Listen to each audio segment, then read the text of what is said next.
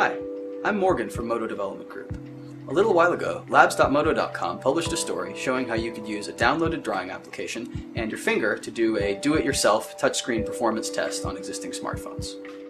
We got a lot of coverage and a lot of requests to test other phones that weren't in our original lineup. We've gathered a few of these today, and we're going to show how we do this in production instead of using a finger.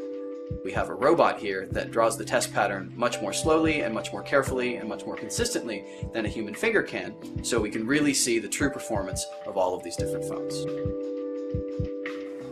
When we're working on production devices, we use the most strenuous tests we possibly can to illuminate any possible tweaks that the touch sensor designer and manufacturer can incorporate to improve the performance of the overall device.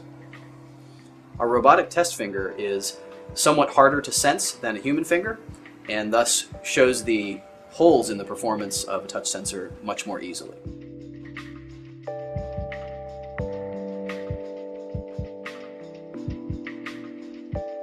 The Google Nexus 1 shows pretty good performance, but take note that the gap in the top right corner of the screen is intentional. That's just not a line that the robot actually draws during the test pattern.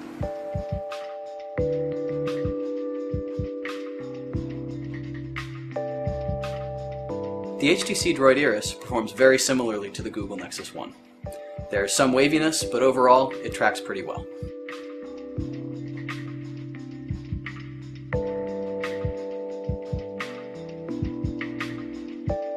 Just like in our previous DIY test, the Motorola Droid sensor lost the test finger in several locations, with the signal dropping out completely.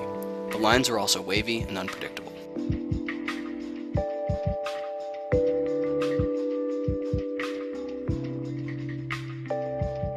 The iPhone shows very straight tracking in the center of the screen, and in this case, we don't see the touches exiting the screen, so we don't see the non-linearities which were present in our hand-drawn test.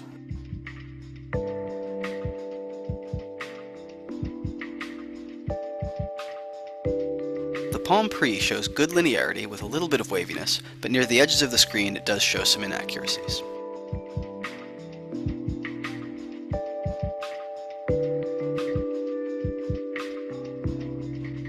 The BlackBerry Storm 2 shows moderate waviness and a couple of tracking errors at the edges.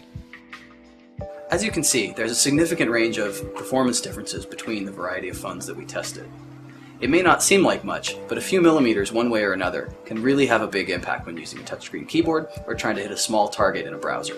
When we compare to the do-it-yourself drawings done with the finger, you'll actually see a great deal of similarity.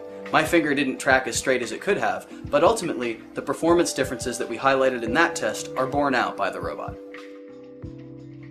Touchscreen linearity is just one of the aspects of the performance of the overall solution.